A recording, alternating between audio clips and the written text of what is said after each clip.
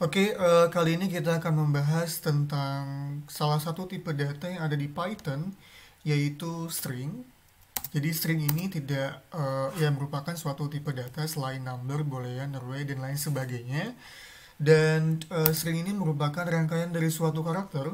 Jadi karakter itu bisa berupa tidak hanya huruf dari A sampai Z, dia juga bisa berupa angka, bisa juga berupa karakter spesial seperti misalnya pagar, dolar, persen, dan lain sebagainya, atau bisa juga berupa fungsi khusus misalnya seperti enter ataupun garis baru. Nah, cara untuk bisa mendefinisikan string kita sudah sering menggunakan ini di praktikum.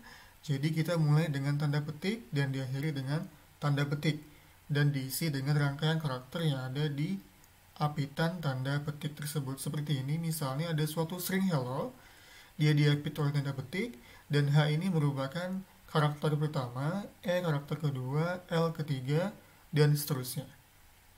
Dan ini disimpan dalam variabel kata 1. Dan kita juga dapat mengakses karakter pada tiap string menggunakan for loop. Jadi misalkan kita punya string Kalimantan, dan Kalimantan akan di looping per karakter. Jadi K, A, L, I sampai akhir dari suatu karakter. Dan tiap looping tersebut itu akan disimpan di variabel C. Sehingga dengan cara seperti ini, for C in Kalimantan, dia print C, dia akan mencetak tiap karakter yang ada pada string Kalimantan. Nah, coding challenge sekarang, kita ingin mencoba menghitung karakter K dan K kecil ataupun K besar di string berikut ini. Oke, jadi saya coba copy dulu stringnya, dan saya akan pindah ke PyCharm. Oke, jadi misal saya punya variabel kalimat yang stringnya adalah kuku, kaki, kakak, kakakku, kayak kuku, kaki, kakek, kakekku. Oke. Nah, sekarang kita ingin mencoba menghitung berapa jumlah karakter K kecil dan K besar. Oke, jadi for misalnya C in kalimat tadi, lalu jika C-nya sama dengan K kecil atau C sama dengan K besar. Kenapa harus dipisahkan K kecil dan K besar? Karena string di Python itu, variabelnya itu sifatnya dia adalah case sensitif. Berarti K kecil dan K besar itu dihitung sebagai kode yang berbeda. Nanti kita akan bahas kemudian tentang kode ASCII. Jadi, kita butuh counter untuk menghitung setiap kali K ditemukan, kita akan coba dia naikkan sebesar 1. Counter sama dengan 0. Nah, dengan cara seperti ini, ketika kita run, saya belum cetak ya. Dicetak dulu, printf jumlah K itu adalah sebanyak counter. Oke, kalau kita jalankan, jumlah K-nya sebanyak 24. Oke, jadi kita set dulu variabel counter 0 sebagai penampung setiap kali karakter K itu ditemukan. Lalu kita looping per karakter yang disimpan dalam variabel C, dan ketika C karakter itu sama dengan K kecil, atau dia C itu sama dengan K besar, maka counternya kita naikkan 1, yang menunjukkan bahwa kita telah menemukan karakter K pada iterasi yang telah dimaksudkan di sini. Jadi setiap kali ketemu K, dia akan dinaikkan 1, dan kita akan mencetak bahwa jumlahnya adalah sebanyak counter. Oke, kita akan masuk ke index. Jadi string itu juga punya index, sama seperti list. Kalau di list, cara untuk mengakses elemen itu melalui indexing integer ya. Jadi misalnya kurung siku 0, kurung siku 1, dan itu juga berlaku untuk string. Jadi kita bisa mengakses karakter di string menggunakan index. Dan sintaksisnya juga sama seperti list, yaitu menggunakan kurung siku. Jadi misalkan ada kasturi, maka 1 ini itu menunjukkan bahwa dia ada di A, sedangkan 4 itu menunjukkan dia ada di U, dimulai dari 0 sampai dengan panjang karakternya. Nah, kita juga bisa mulai tidak dari kiri ke kanan, Tapi kita bisa mulai dari kanan ke kiri menggunakan negatif. Jadi misalnya negatif 1 itu dimulai dari I, negatif 2 itu R, sampai dengan negatif 7 dia adalah K. Nah, kesalahan indeks akan terjadi ketika kita ingin mencoba mengakses indeks yang indeksnya itu tidak ada di string sama sekali. Jadi misalnya di sini, nah di sini jumlah karakter itu kita bisa menggunakan fungsi len.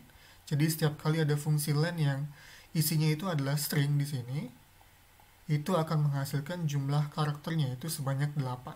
Kalau kita hitung misalnya 1, 2, 3, 4, 5, 6, 7, 8. Tetapi ketika kita mencoba untuk mengakses indeks ke-8, dia tidak ada. Kenapa? Karena indeks string dimulai dari 0. Jadi di sini 0, misalnya untuk A, 1 untuk N, 2 untuk T, 3, 4, 5, 6, 7. Artinya, indeks yang tersedia itu hanya 0, 1, 2, 3, 4, 5, 6, 7. Ketika kita mencoba indeks ke-8, maka dia akan menunjukkan bahwa indeksnya error. Artinya, stringnya itu di luar dari jangkauan indeks yang ada pada suatu string.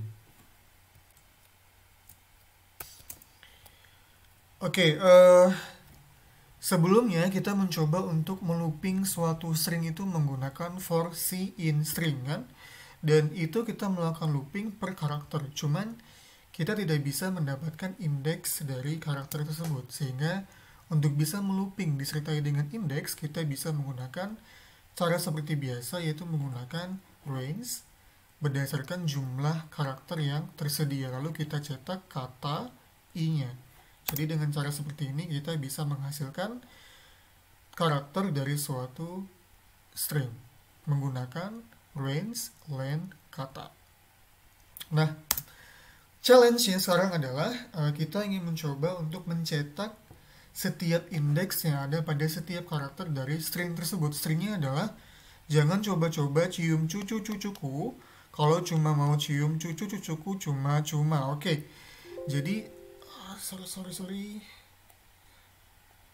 Oke, saya kopikan dulu stringnya, saya pindah ke sini.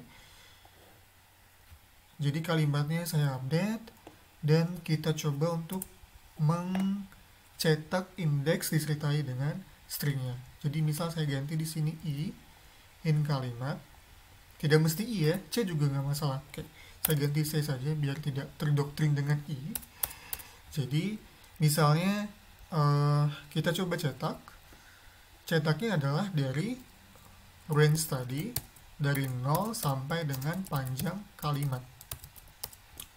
Tapi kalau kita secara tidak langsung, kalau tidak kita eksplisitkan, kita tulis 0, cuman satu argumen saja, maka dia sudah sama dengan 0 sampai dengan panjang karakternya. Jadi misalnya len-nya adalah 8, misal ternyata, ini sebagai contoh ya, len-nya adalah, len dari suatu string itu adalah 8, maka dia akan mengunjungi indeksnya itu dari 0, 1, 2, 3, 4, 5, 6, 7 sebanyak 8 kali. Artinya indeks ke-8 tidak akan dieksekusi.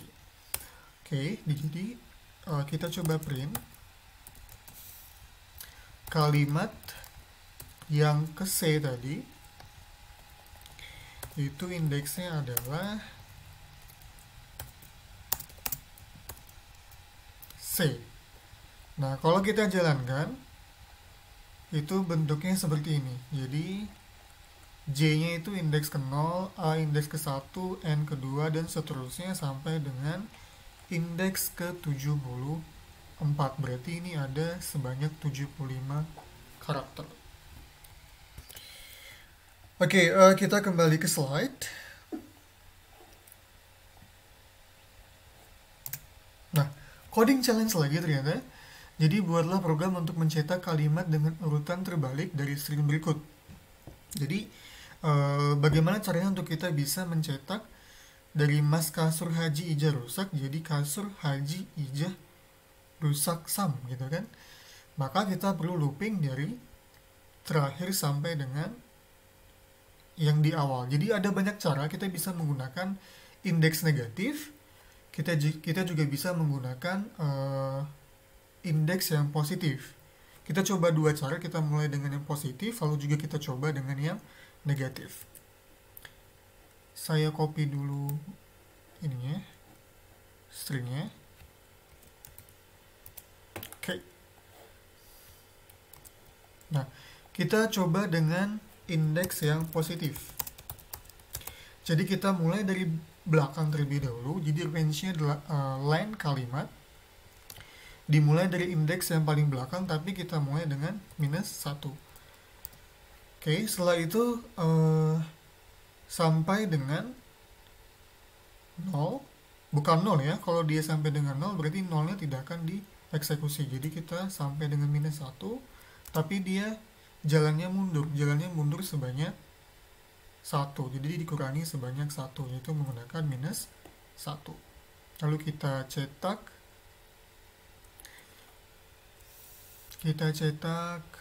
kalimat C tanpa ada baris baru.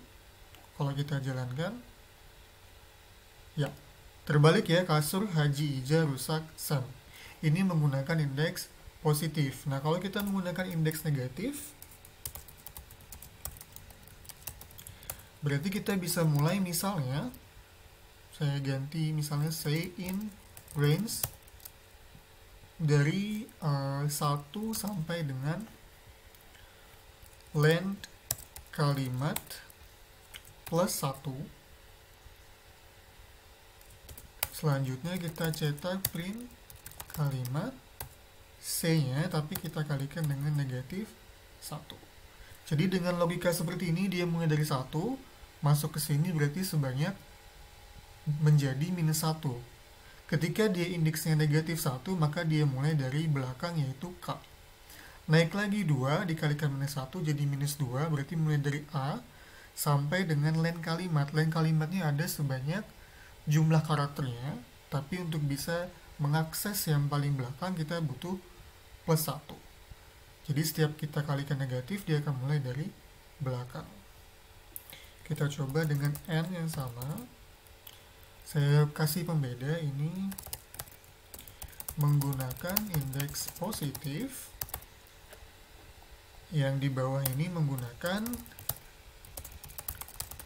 indeks negatif. Kalau kita jalankan, hasilnya sama ya. Oke. Ini kita kasih garis baru. Oke, itu untuk cara kita membalik stringnya dari indeks terakhir sampai dengan indeks awal, bisa menggunakan cara indeks positif atau menggunakan indeks negatif. Oke, kita lanjutkan. Jadi di string itu dia merupakan tipe data yang sifatnya immutable, artinya dia kekal. Jadi dia tidak dapat dimutasi atau diubah setelah string itu pertama kali dibuat. Yang terjadi pada memori ketika membuat string adalah Python akan membentuk string yang terpisah untuk dirujuk pada variabel yang sama dan tidak mengubah string yang telah dibuat. Jadi contoh, misalnya ada suatu variabel pulau, dia diisi dengan string Kalimantan, lalu ternyata kita ingin merubah variabel pulau tersebut menjadi misalnya Borneo. Maka dia tidak serta-merta langsung mengganti menjadi Borneo, tapi dibuatkan di memori suatu string yang lain, yaitu Borneo, dan pulau itu akan mengacu kepada string yang dimaksud. Nah, karena adanya skema garbage collector, artinya Kalimantan ini kalau tidak dirujuk oleh variabel manapun, dia otomatis akan dihapus di memori. Oke. Nah, ini menunjukkan bahwa kita tidak dapat langsung mengubah karakter yang ada pada suatu string. Jadi contoh misalnya, ada kampus pejuang, variabel isinya adalah Institut Teknologi Kalimantan, dan kita ingin mencoba mengganti indeks yang kedua, yaitu di sini, 012, kita ganti menjadi Institut Teknologi Kalimantan. Ketika kita mencoba langsung direct access, maka dia akan terjadi error, yaitu string tidak support item assignment, artinya tidak bisa langsung dirubah karakternya karena dia sifatnya immutable atau tidak bisa dimutasi.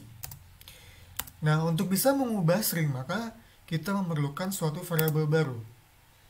Sebagai contoh, ketika diminta untuk merubah karakter vokal A dan O menjadi karakter underscore, maka kita memerlukan variabel baru yang akan menyimpan karakter satu persatu dari string asalnya. Sebagai contoh misalnya, ada kata hello, lalu ada kata baru, tanda petik, gitu kan. Kita ingin mencoba merubah vokal A dan O menjadi underscore. Kita looping C-nya dari kata, ketika ketemu C-nya adalah A atau C adalah O, maka kita masukkan kata barunya itu sebagai underscore. Kalau tidak, kata barunya sama dengan yang sebelumnya, yaitu hello atau C dari string di kata. Nah, sekarang coding challenge yaitu buatlah program untuk meminta suatu kata dari pengguna dan tentukan apakah kata tersebut palindrom atau bukan.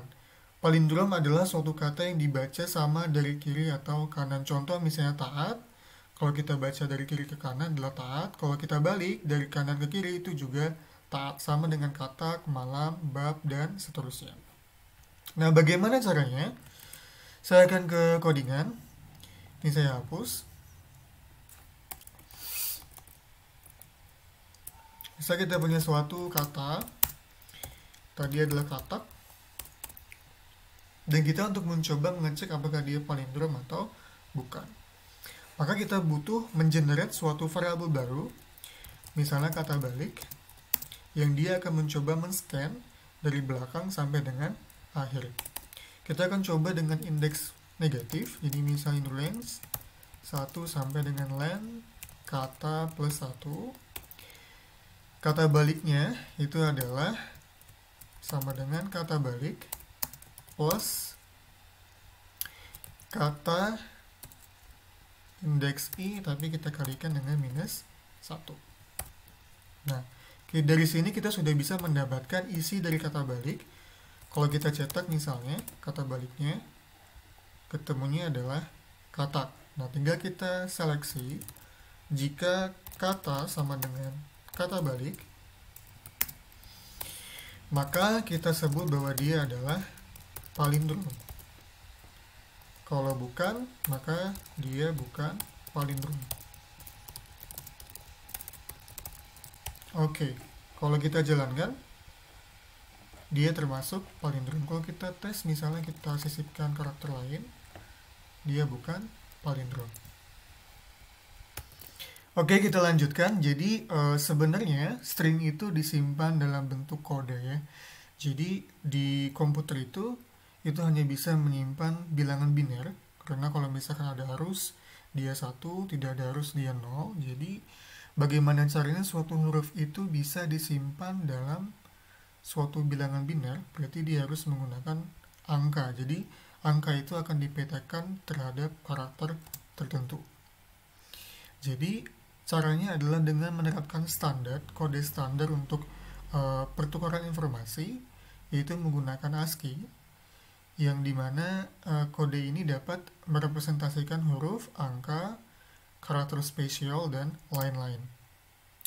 Dan Python di sini beserta dengan pemrograman lainnya itu menggunakan standar ASCII untuk bisa mengatur suatu karakter. Nah, untuk bisa mendapatkan kode ASCII dari suatu karakter, kita menggunakan fungsi yang namanya ORD, ya, ORD.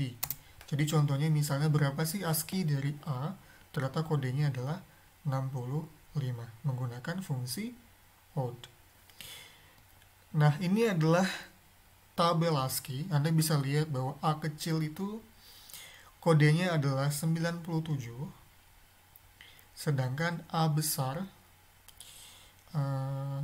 ini itu kodenya adalah 65, kurung tutup siku 9, kurung buka siku 91, kurung siku tutup itu 93, dan seterusnya.